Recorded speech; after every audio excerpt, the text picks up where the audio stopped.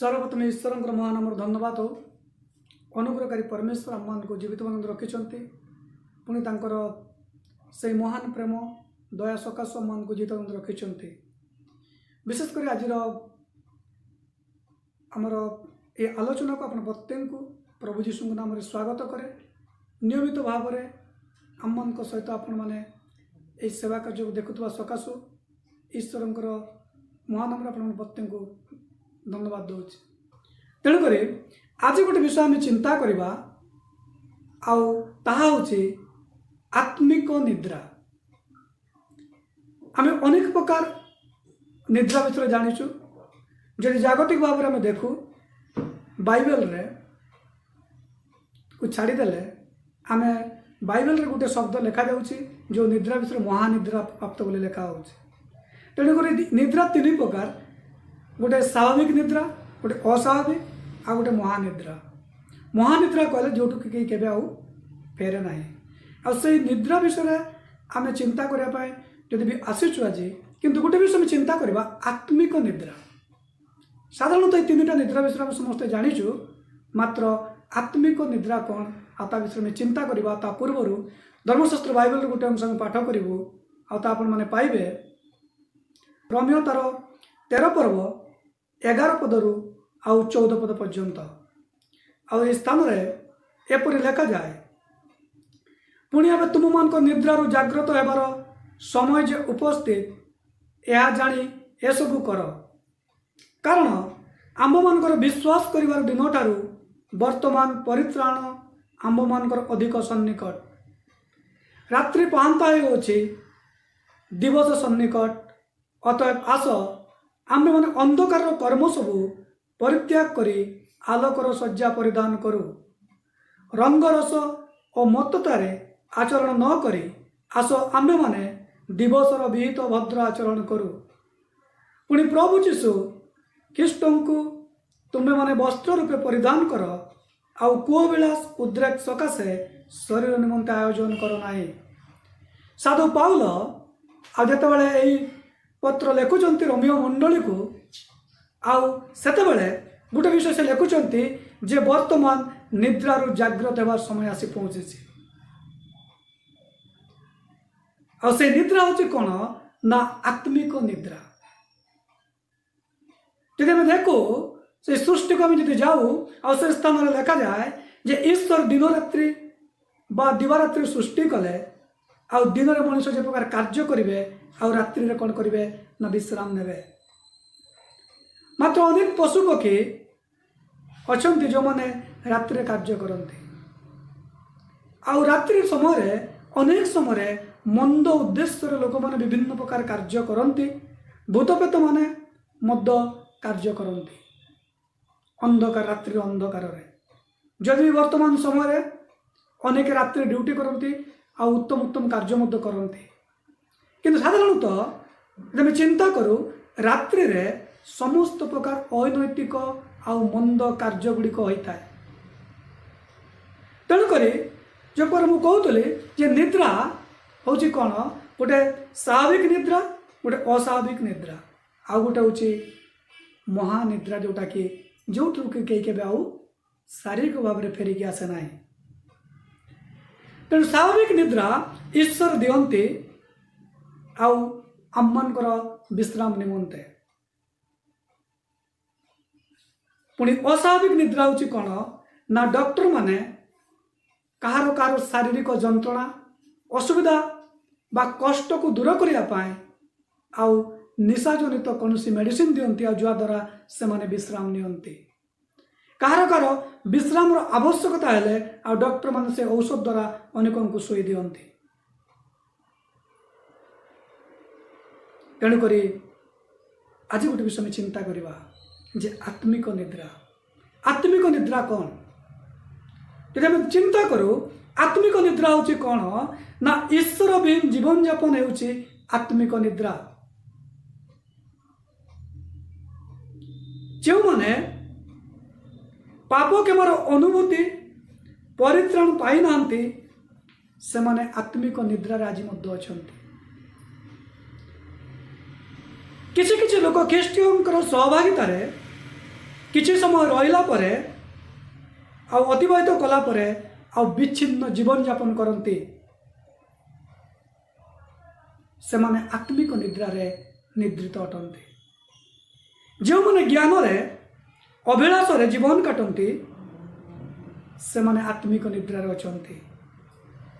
आत्मिक निद्रा अनेक ख्रीष्ट विश्वासी विश्वासी जीवन को आज कौन कर देछि ना नष्ट कर दिए।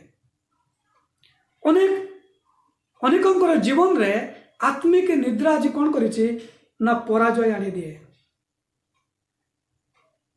कारण वाक्य रूप खड़ग से हाथ में न थाए। ईश्वर वाक्य हूँ आत्मिक जीवन खड़ग। आ जो माने यही प्रकार एक अभिलाषर जीवन यापन करते निमंते से आत्मिक निद्रा शोइछन्ति। बाइबल रो केतोटी उदाहरण में देखिबा जे कौन कौन आत्मिक निद्रा अटे। अबाध्यता हेउछि गोटे आत्मिक निद्रा।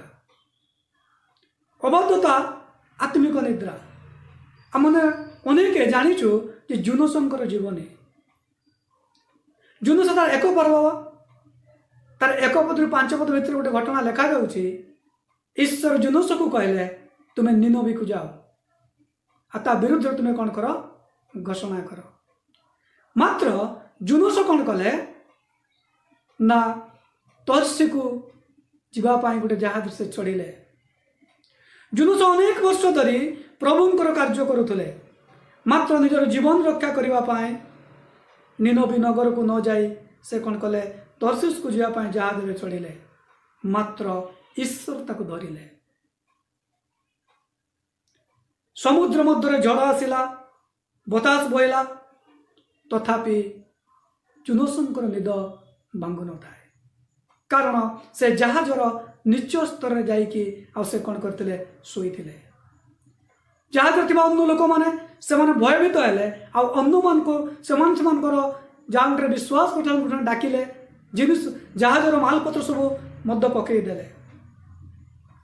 किंतु तथापि जुनसंकर निद भांगिला नहीं। जहाजर कैप्टेन जाई जुनस को कहले तुम्हें उठ।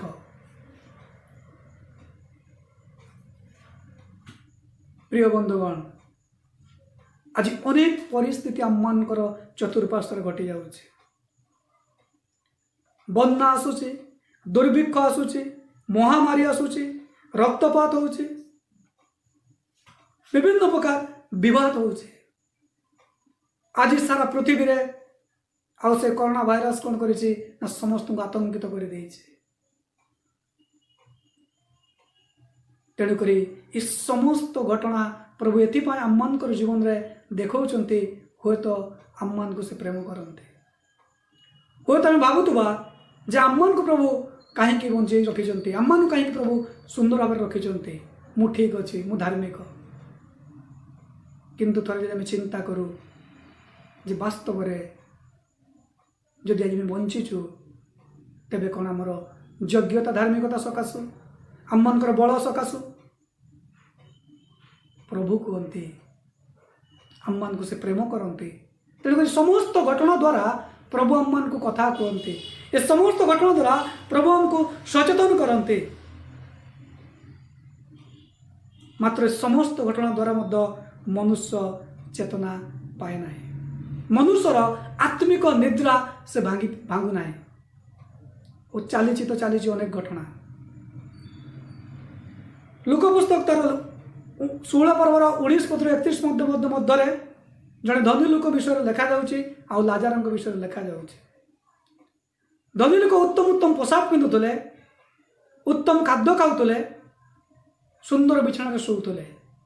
मात्र गेट पाखे लाजार घारे परिपूर्ण हो से कौन करते ना पड़ी रोते। आ धनी लोकर मेजर पड़ता से अंटा कंटा को खाई से कौन करुले कुकुर मान सहित खाऊले। कुकुर मान घा को चाटुले। तथापि से धनी लोकर निद भांगिला ना। यदि से 16 पर्व 23 पद को आम पढ़ू हमें लिखा जाऊँगी जिते बड़े से धनी लोक मरीगले निगला आउ से नरकर जंत्रण कलबल हो से ऊपर को चाह देखुची लाजार अब्राहम को कूल बसी सेतेबेले धनी लोकर निद भांगिला आ से कहते जे मो भाई मान पाखु लाजार को टिके पठाओ लाजार को टिके मो पाखु पठाओ तार कानिया गोटे ठंपे पानी मत जीवन दब कारण मो जीव सुखी जाऊँगी। प्रिय बंधुगण हे तो आम मान जीवन रे दिन प्रतिदिन समय सरी जाऊँगी किंतु मु कौन आज आत्मिक निद्रार से अबाध्यता निद्रार आज निद्रित होइछि मु कौन आज से ईश्वर वाक्य को अवज्ञा करुचे कि आज कौन मुझे ईश्वर वाक्य को शुणिकी अन्न कांदे काढ़ी दौचे कि मात्र धन से निनबीवासी से माने जुनसंकर गोटे प्रचार रे आउ से माने कौन है उपवास कले रदन कले पुणी अखा पिंधि से माने ईश्वर को डाकिले आउ प्रभु से निनबी नगर को रक्षा कले। आज ये समस्त घटना द्वारा यदि आम मानकर निद न भांगे तेबे आमे मुद्द सीधा सड़क से धनी लोक परी नरक को चली जीव। मनुष्यर निद्रा केतले भांगिबो आ अल्प दिन पर जेतले प्रभु जीशु स्वल्पता पर से आसीबे आउ तांकटरे विश्वास करतुवा तांको वाक्य को पालन करतुवा लोक मन को आ तांको पाको नबा पाए। द्वितीय निद्रा होची कोन आत्मिक निद्रा अमनोयोगिता होची आत्मिक निद्रा। आम समस्त जानू जे अब्राहम होचंती विश्वासर आदि पिता। अब्राहम जहाँ को प्रभु कहले तुम जहाँ को आशीर्वाद कर से आशीर्वाद प्राप्त हो। तुम्हें अब्राहम नुह तुम्हें अब्राहम बहु लोकर पिता हो। मात्र से अब्राहम जिते ईश्वर निकटवर्ती हेले आदि पुस्तक तार 15 पर्व 4 पद 12 पद लिखा जाऊँगी अब्राहम जो ईश्वर निकटवर्ती हेले से किछि पशु आउ किछि पक्षी को लेकिन सदाप्रभु को उद्देश्य बलि देवाई गले आ से समस्त बलि विषय से कौन कले ना सन्मुख से रखिले आउ अब्राहम कौन कले ना टिके ढोलैबा आरंभ कले टिके शुइबा आरंभ कले। केतले हिंस्र पशु पक्षी उठी पक्षी मैंने आसी बसिले से बलि उपरे अब्राहम तोड़ी देले आउ संध्या हुंते से भयभीत हेले। मात्र ईश्वर तांको आसी कहले तुमर यही अमनोयोगिता सकाशु तुमर पूर्व वंशधर 400 वर्ष पर्यंत अन्य देश से मैंने कौन हे कष्ट पाइबे बा दासत्वर जीवन काटिबे।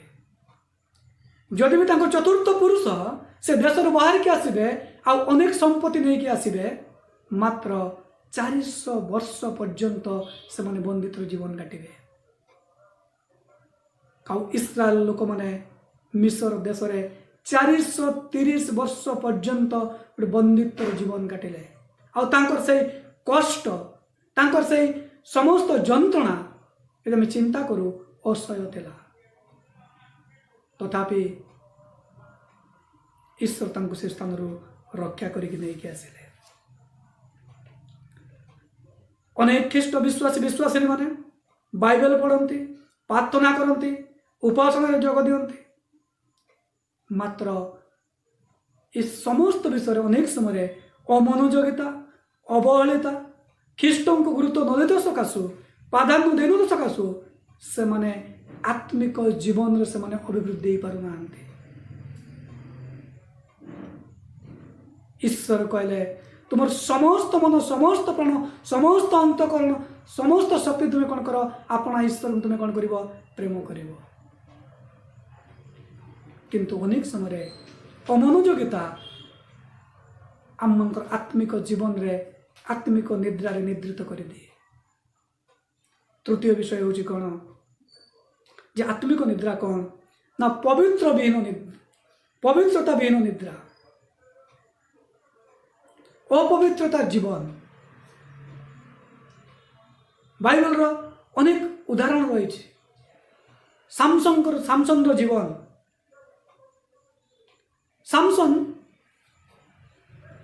सामसन जड़े नासरीय व्यक्ति थे ଯେତେବେଳେ ସାମସନଙ୍କର ବାପା ମା ବିଲରେ ଥିଲେ ଆଉ ଦୂତ ତାଙ୍କୁ ଦର୍ଶନ ଦେଲେ ଆଉ କହିଲେ ତୁମର ସନ୍ତାନ ହେବ। ମାନବ ତାଙ୍କୁ ପଚାରିଲେ ଯେ ସନ୍ତାନ ପ୍ରତି ଆମମାନଙ୍କର କର୍ତ୍ତବ୍ୟ କ'ଣ? ଆଉ ଦୂତ ତାଙ୍କୁ ସମସ୍ତ ବିଷୟ କହିଲେ।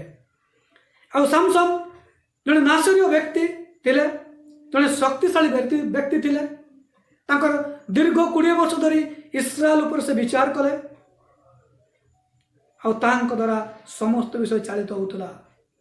ମାତ୍ର ଯେତେବେଳେ ସାମସନର ଜୀବନରେ ଅପବିତ୍ରତା ଆସିଲା, ସାମସନର ଜୀବନରେ ଯେତେବେଳେ ଅପବିତ୍ରତା ଆସିଲା ଆଉ ସେତେବେଳେ ସେ କ'ଣ ହେଲା ନା ତାଙ୍କର ଜୀବନରେ ସମସ୍ତ ଶକ୍ତି ଚାଲିଗଲା। ସାମସନ ଯେତେବେଳେ ଜଣେ ବେଶ୍ୟା ନିକଟକୁ ଗଲା ଆଉ ସେ ଦଲିଲା ପାଖକୁ ଯେତେବେଳେ ଗଲା ଆଉ ସେତେବେଳେ ସେ 3 ଥର ତାଙ୍କ ସହିତ ଛଳନା କଲେ।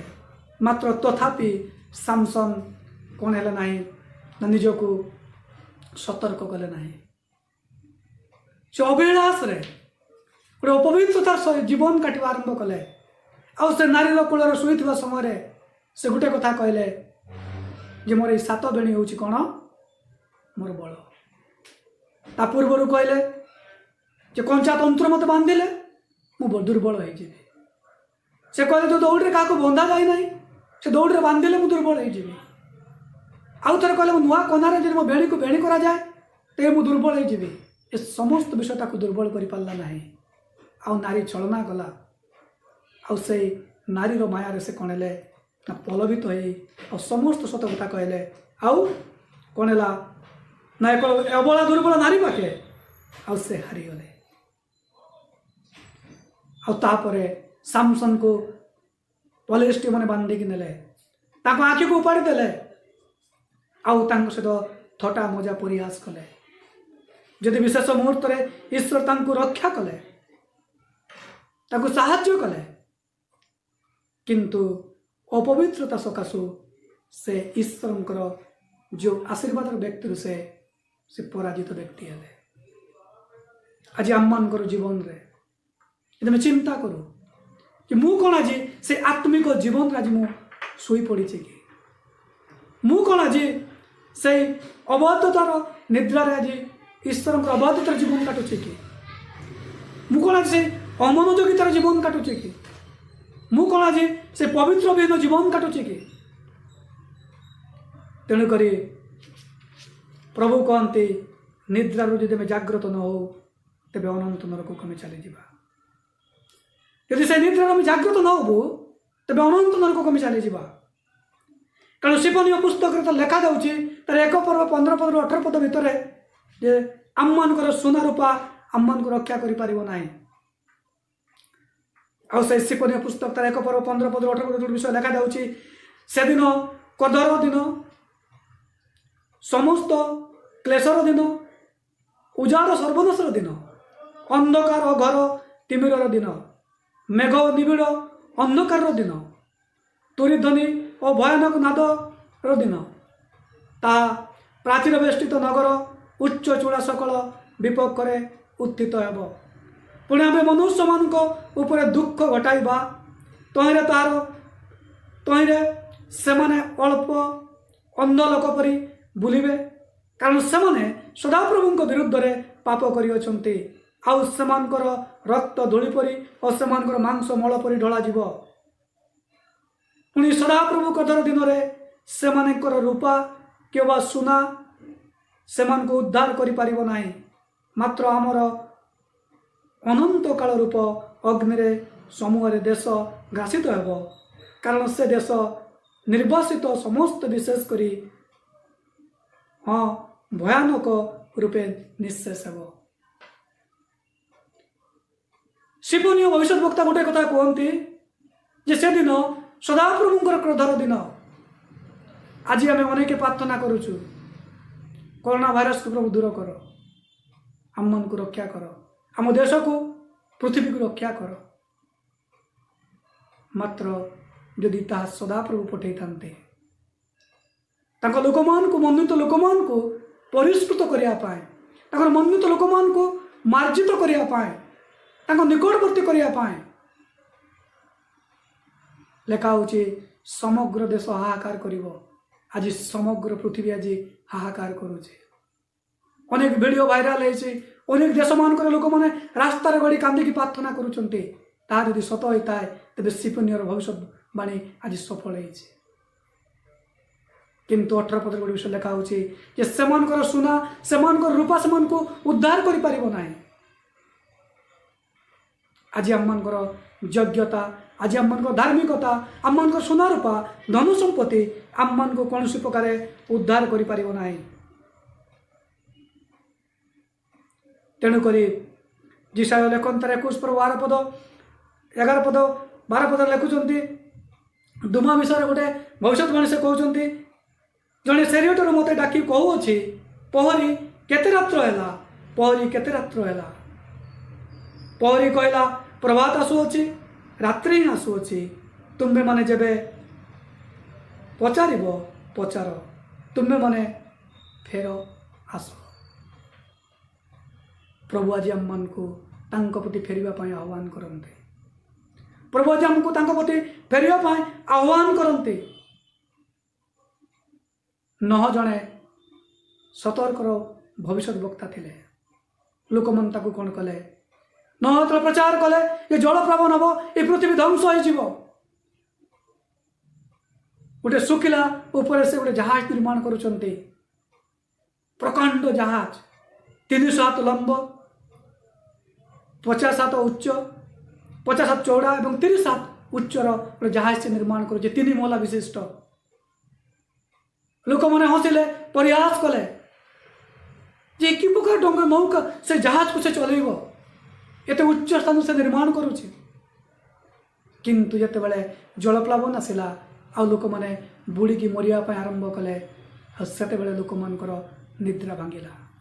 से लोक मैंने चित्कार कले जे न टे द्वार खोली दियो मात्र सदा प्रभु से द्वार बंद करदे। आज आम मानकर पाउल लेखन्ते रमियो मंडली को जे वर्तमान निद्रार उठिबार समय उपस्थित है।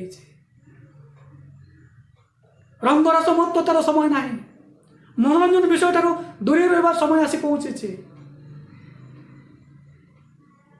आ से कहते ये दिवसर वस्त्र तुम्हें कौन कर परिधान कर कारण समय सन्निकट प्रभु शीघ्र आसुचंते।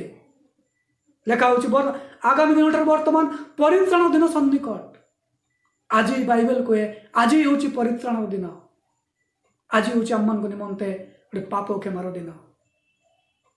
तेणुक जब निद्रारू आम जब आत्मिक निद्रा आज शुईचु जदि आज आम पवित्रता विहीन भाव जीवन यापन करुचु जदि आम अमनोयोगितार जीवन यापन करुचु जदि आम मैंने अबाध्यतार ईश्वर वाक्यर अबाध्यतार जीवन यापन करुचु तेरे प्रभु आज आमको आह्वान करते जे आज हुए तो आम जीवन रे शेष समय।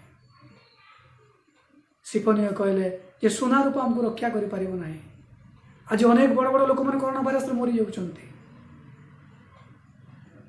केही रक्षा करि पारु नाहंते। तेबे आम मानकर कि आमको रक्षा करिवो यदि थरे आम माने से महानिद्रा भक्त लोक मान तो चली जीवो तेबे आउ आम फेरबू ना शारीरिक भाव में। तेणुक जीवन में बंची थाऊ थाऊ आम मान जीवन में आम जहाँ आम सिद्धांत नबू जहाँ आम ग्रहण करूँ ताई आम मानकर आगामी भविष्य आत्मिक जीवन निमंते अनंत जीवन कारण हम न से धनी लोक परी ये आम से चिंता कले ये से रियलाइज कले आते फेरबार कौन बाट नाला हूँ आम मान जीवन में समय सरी जाऊे। तेणुक थे आम चिंता करवा मु आज कौ प्रकार निद्रा निद्रित अच्छे मुझे कौ प्रकार आत्मिक जीवन जीवन यापन करुचे मु कौन आज ख्रीष्ट को व्यक्तिगत तरफ ग्रहण करी मु कौन मोर पाप क्षमार अनुभूति मो पाखे अच्छी कि कारण प्रभु जीशु एकमात्र ईश्वर जे कि आम मानकर पाप रु आमको उद्धार करि पारंते। जीशु ख्रीष्ट जगत गोटे कथा कहले मु आसी केवल पापी मान को उद्धार करने मनुष्य जन्मरु रक्त रे पाप प्रभावित हुए मनुष्य जन्म पापी तेणुक जब पापर आम उद्धार पाइबा चाहूँ यदि आत्मिक जीवन को जो जीवन के मरब ना यदि आम से अनंत जीवन प्रवेश करने चाहूँ तेरे आज यदि आम ख्रीष्ट को व्यक्तिगत भाव ग्रहण करना त्राणकर्ता भाव जो ग्रहण करूँ पाप स्वीकार करूँ तेरे आम ईश्वर संतान मान निमंते अधिकार प्राप्त हेबू आ से अनंत राज्य में प्रवेश कर प्रभु आमको अल्प भाग प्रत्येक को आशीर्वाद करंतु आपण मन शेष पर्यंत जो शुणुवा सकाशु प्रभु आपण मान को अपन परिवार को प्रत्येक को आशीर्वाद करंतु।